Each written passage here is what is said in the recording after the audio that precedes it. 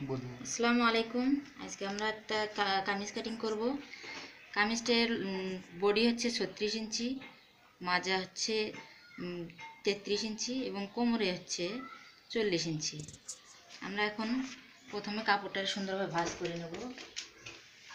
কাপড়টার লম্বা যা আছে এই পিসে যতটুকু লম্বা আছে আমরা সেটাই রাখবো। প্রথমে আমরা কাঁধের মাপটা নেব। কাঁধ নিচ্ছি আমরা 7 ইঞ্চি।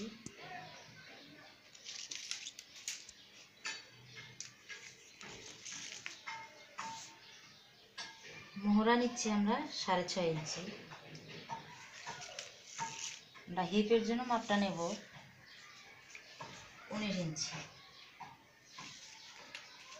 এখানে আমরা মোহরা থেকে হিপ পর্যন্ত মাঝখানে একটা দাগ দিয়ে নেব। প্রথমে আমরা বডির মাপটা দেব।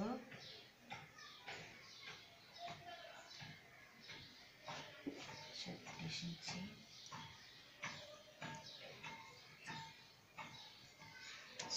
33 ইঞ্চি। এখানে আমরা নেব 40 ইঞ্চি।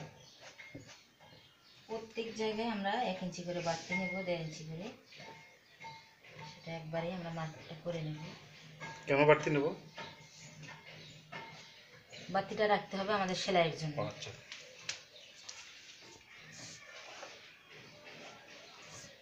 তারপর আপনি যেদিক দিয়ে কাটবেন ওদিক দাগ দিয়ে নিচ্ছেন নাকি?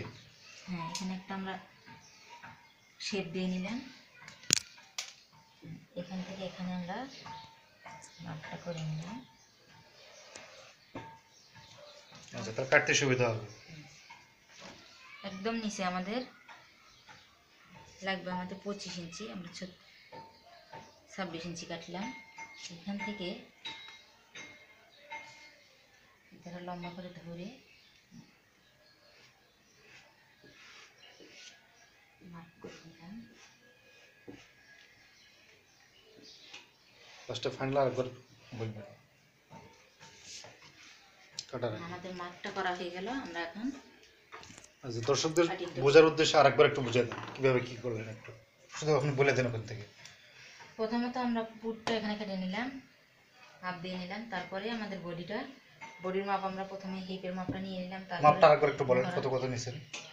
বডির মাপ হচ্ছে 36 ইঞ্চি, যেটা দেখানো হয়েছিল পিকচারে। ইয়েস। মাঝখানে 33, এখানে আসলাম 40। ঝুল আমাদের যে যতটুকু রাখে। কি বলে 33? এটা কিসের দাগ? এটা মাজার কোমরে। কোমরে, এটা কোমরে থাকবে। হুম, এটা 40 ইঞ্চি। কোমরে তো 40, কিন্তু মাঝখানে 33 টাকে বডি।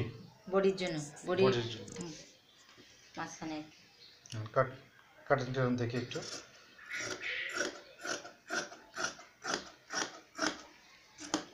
দর্শকদের উদ্দেশ্যে বলার জন্য কিছু থাকলে বলতে পারেন। আমরা কাটার সময় অবশ্যই কাপড়টা সুন্দরভাবে ভাঁজ করে নেব আগে, যেন কোনো দিকে দাগ বাঁকা বা কোনো সমস্যা না হয়। গলাটা আমরা অবশ্যই বক্রমে কেটে নেব, তাহলে আমাদের বসাইতে সুবিধা হবে। Thank you. আমাদের কামিজ কাটিংটা শেষ। ভালো লাগলে আমাদের চ্যানেলকে লাইক সাবস্ক্রাইব করবেন, আমাদেরকে উৎসাহ দেবেন।